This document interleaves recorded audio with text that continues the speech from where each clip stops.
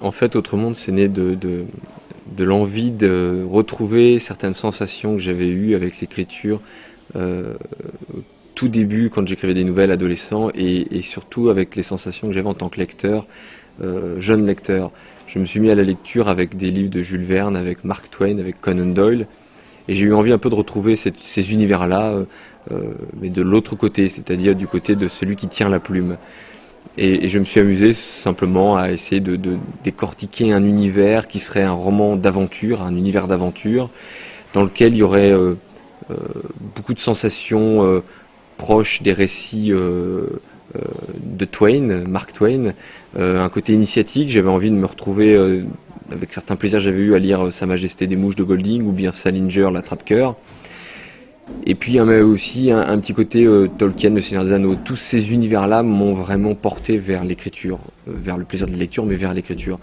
Et je me suis dit, moi, en tant qu'auteur, je pourrais peut-être à un moment essayer d'avoir moi-même le plaisir d'écrire ce type d'histoire. Alors, je cite ces auteurs-là sans me comparer une seconde à leur talent. En revanche, ce qui m'a plu, c'est de me dire, je ne me mets aucune barrière dans l'écriture. Je vais là où j'ai envie d'aller, dans l'imaginaire. Et, et, euh, et je me sers de ce prétexte finalement pour prendre le lecteur par la main et sous couvert de grandes aventures, parfois presque féeriques, même si le terme est peut-être un peu trop gentil par rapport à certains passages du livre, je l'entraîne en réalité dans une réflexion sur ce qu'est la société moderne, et puis sur cette espèce de spiritualité qui est en train de revenir au goût du jour, bien qu'on en parle finalement assez peu. Et c'est un cycle d'aventure, un cycle de divertissement, et en même temps, moi, j'ai essayé d'y apporter un petit côté, une petite réflexion sur ce que l'on est aujourd'hui, quelle étape de notre société on est en train de franchir.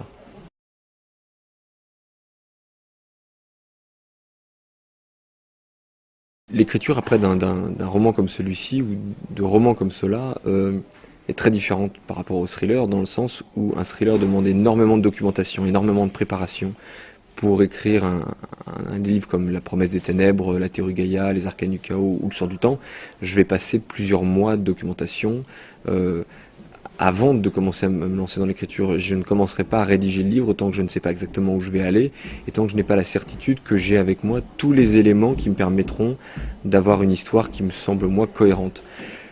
Et souvent, ces livres-là sont le fruit d'une réflexion de plusieurs années. Pendant que j'écris un roman, je prépare le suivant, puis je pense à ceux qui suivront, et je continue de mettre de côté ma documentation. Et un livre comme Autre Monde, c'est un livre qui peut s'écrire finalement en partant de rien. Il suffit de s'asseoir devant son écran et de se dire j'ai envie d'aller là, j'ai envie de m'amuser de telle manière. Alors j'y vais. Je ne me pose pas plus de questions que ça au moment où je rédige. Alors après, il y a la théorie et la pratique. Dans la théorie, c'est comme ça. Dans la pratique, il m'arrive régulièrement de m'arrêter, de me dire je vais revenir en arrière parce que je veux faire passer tel type de réflexion, tel type de message avec un peu plus euh, de subtilité. Donc ça demande un retravail sur le livre. Mais en termes de préparation, il n'y en a quasiment pas, contrairement à un thriller.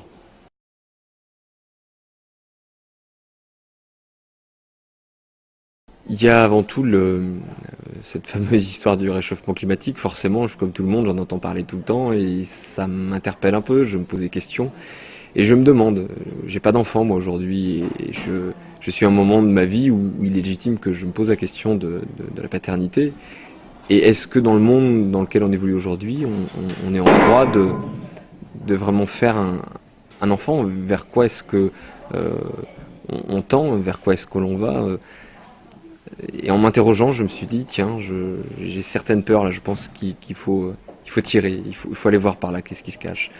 Et de là, je me suis amusé avec une histoire dans laquelle on prendrait un contexte que tout le monde connaît, New York, il n'y a pas besoin d'y avoir été, hein, il suffit d'avoir vu quelques films ou quelques photos d'amis qui ont été, et on a tous une idée déjà à peu près euh, plutôt précise de ce qu'est New York et de basculer cette ville dans une forme de colère naturelle, mais qui a presque une force divine. C'est-à-dire que on se demande si c'est pas une sorte de déluge nouveau qui s'abattrait sur le monde.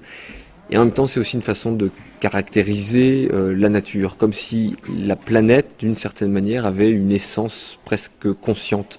et donc ce que les Grecs appelaient Gaïa serait en train de se réveiller et de s'en prendre à l'humanité. Et puis ensuite j'oppose des enfants aux adultes parce que justement je trouvais intéressant en me posant moi-même la question de savoir comment est-ce que pourrait grandir éventuellement un enfant si moi demain je devenais père, qu'est-ce qui deviendrait dans ce monde où il y a des cataclysmes en permanence, des tremblements de terre en plus grand nombre, des tsunamis quasiment tous les ans, tsunamis majeurs. Comment est-ce qu'un enfant pourrait vivre dans ce monde-là et je me suis dit, tiens, justement, ça serait sympa de voir ce que deviendraient des enfants dans ce monde-là. Comment est-ce qu'ils verraient leur vie? Est-ce qu'ils reconstruiraient une civilisation, une société avec des modèles qui sont ceux de leurs parents, donc des adultes, ou est-ce qu'ils s'en affranchiraient? Et je me suis lancé dans le roman en me disant, je vais laisser mes personnages pour la première fois me raconter l'histoire de ce qu'ils vont faire. Parce que habituellement, dans un thriller, je veux toujours tout contrôler. Je considère qu'un bon roman, c'est un roman dont l'auteur est capable de vous expliquer la moindre virgule, le moindre sens, le moindre sous-sens. Tout ce qu'il y a dans le sous-texte a une valeur importante en ce qui me concerne. Alors je sais que c'est pas une école partagée et que chaque romancier a sa façon de faire, mais c'est la mienne. Or, dans Autre Monde, j'ai voulu faire l'inverse. Me dire, cette fois-ci, je ne vais pas maîtriser le moindre détail, le moindre dialogue, le moindre souffle de mes personnages, je vais les laisser un petit peu me porter vers l'histoire et voir vers quoi est-ce qu'ils veulent aller. Et ça a été un travail différent et c'est un peu une parenthèse pour moi, c'est une récréation parce que ça demande beaucoup moins d'exigence, beaucoup moins de travail. Ça peut s'écrire relativement vite finalement, en quelques mois, ce qu'un thriller ne permet pas finalement.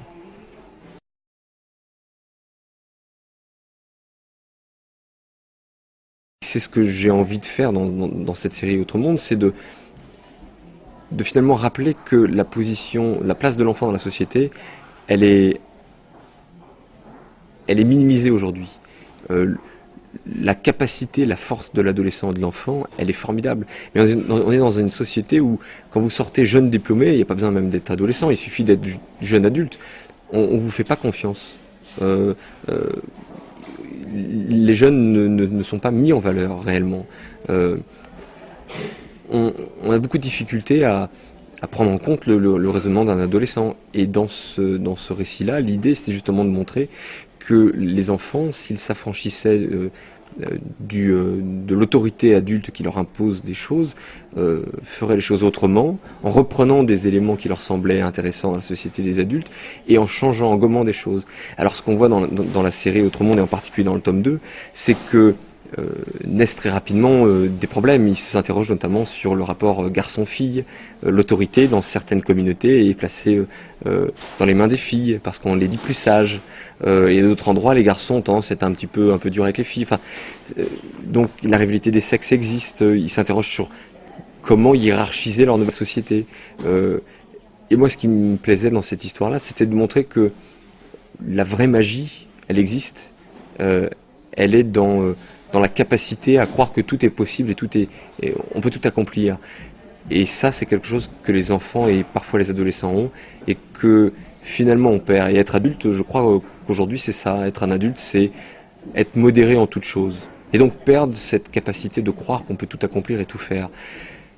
Et dans le roman, je voulais justement m'opposer à ça, montrer que c'est une quête finalement et que c'est une histoire qui semble presque impossible, comprendre ce qui s'est passé, la Terre, les adultes qui forment une communauté gigantesque très puissante, les types sont costauds, sont armés, on peut rien faire contre eux, il faut juste s'organiser et se planquer. Or non, c'est pas ce qu'ils vont faire, ils vont essayer de s'organiser pour aller au-delà des problèmes du quotidien, pour être proactifs face à la menace.